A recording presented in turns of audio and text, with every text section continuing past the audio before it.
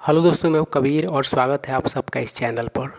दोस्तों, इस सेशन में हम लोग इंग्लिश के कुछ वर्ड्स जैसे कि यॉन, चैटर, इमोर्टलाइज इत्यादि का प्रयोग करके सेंटेंसेज बनाएंगे। तो चलिए शुरू करते हैं।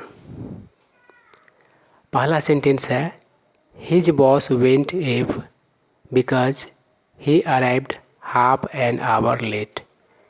तो दोस्तों, इस सेंटेंस में हमें इंग्लिश का एक मुहावरा सीखने को मिल रहा है और वह मुहावरा है गो एप।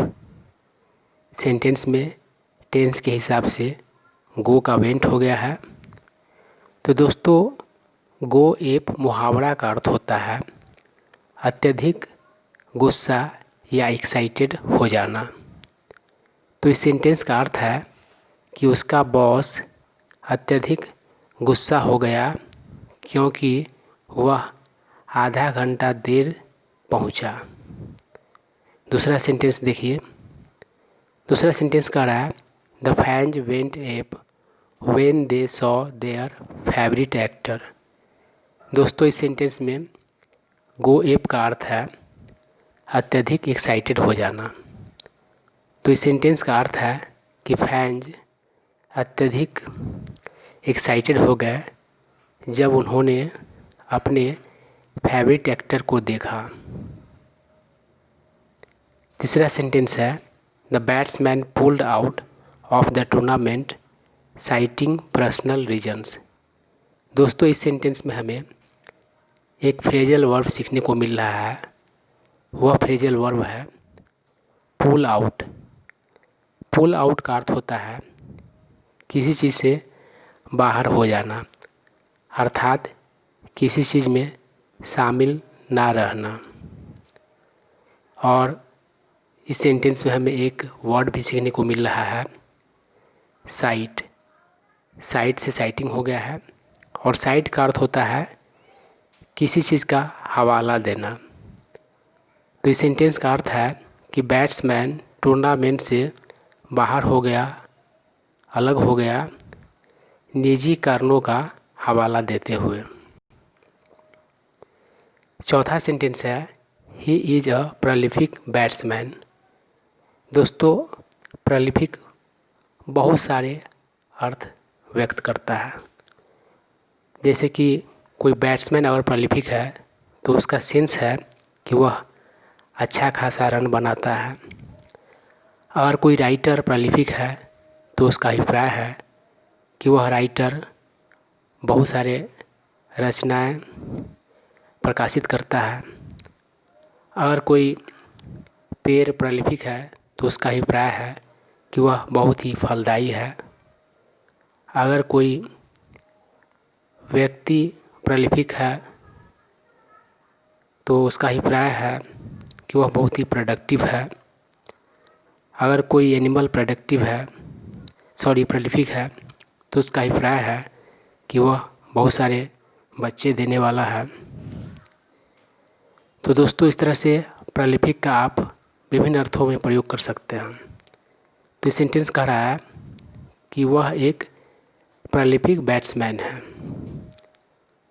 उसके बाद पांचवा सेंटेंस देखिए I bear no grudge against anyone.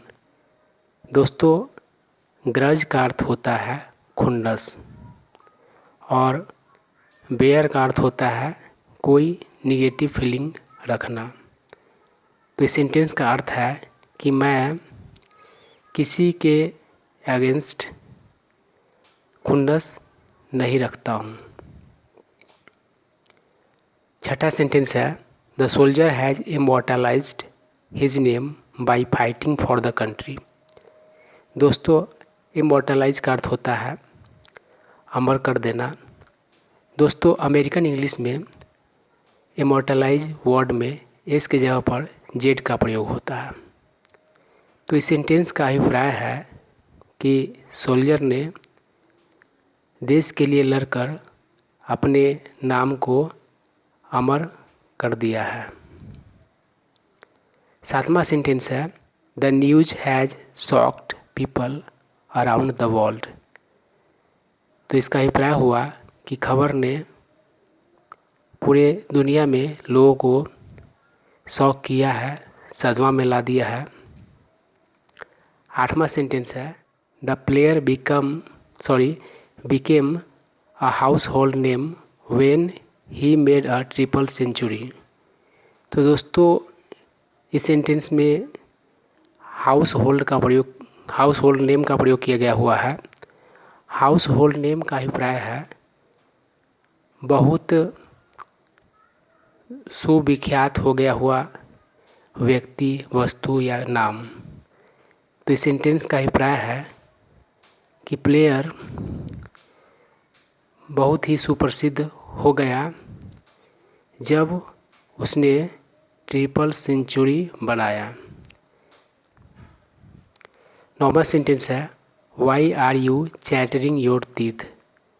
दोस्तों चैटर का अर्थ होता है कटकटाना, किटकिटाना, चहचहाना इत्यादि। तो ये सेंटेंस कह रहा है कि तुम अपने दांतों को क्यों किटकिटा रहे हो, अर्थात कटकटा रहे हो।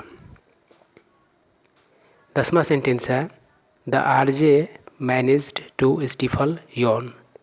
आरजे का अभिप्राय है रेडियो जॉकी और स्टिफल का अर्थ होता है दबाना, यौन का अर्थ होता है जम्हाई। तो इस सेंटेंस कह रहा है कि रेडियो जॉकी अपने जम्हाई को दबाने में सफल रहा। दोस्तों कोई चीज़ को करने में अगर कोई मैनेज कर लेता है तो अभिप्राय है कि वह उस काम को करने में किसी भी तरीके से कामयाब हो गया। तो ये कुछ सेंटेंसेस थे जो आपने सीखा, इसका प्रयोग आप इंग्लिश बोलने के लिए कर सकते हैं।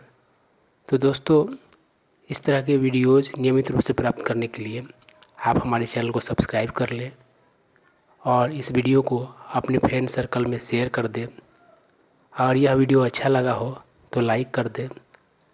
अगर कुछ जानना चाहते हैं या फिर कुछ सुझाव है तो कमेंट करें। Thank you.